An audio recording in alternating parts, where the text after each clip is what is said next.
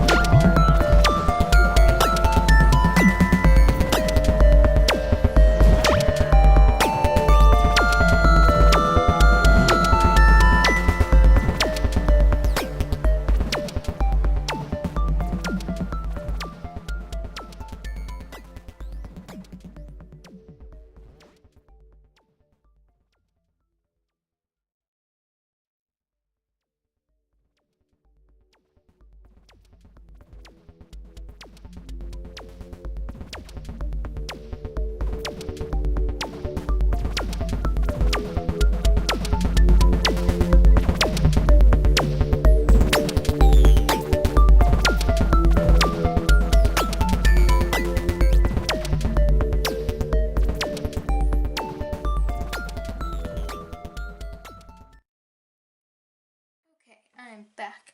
Now, I taped off the area that I didn't want paint.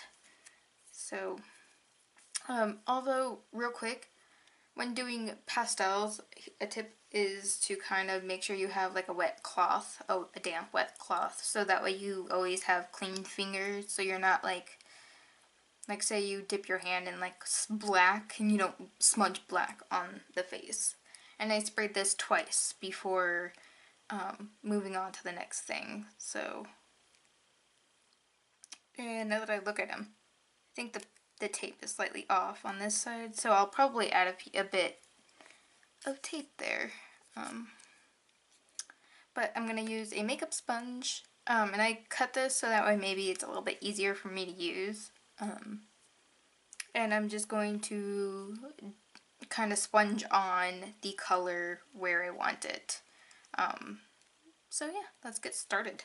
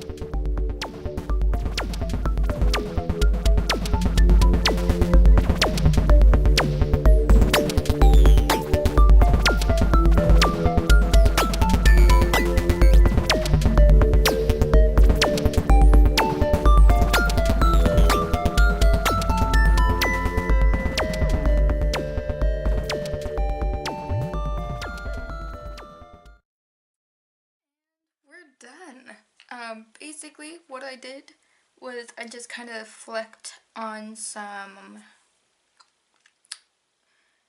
silver just to kind of break up just the plane of it so it's not like just flat.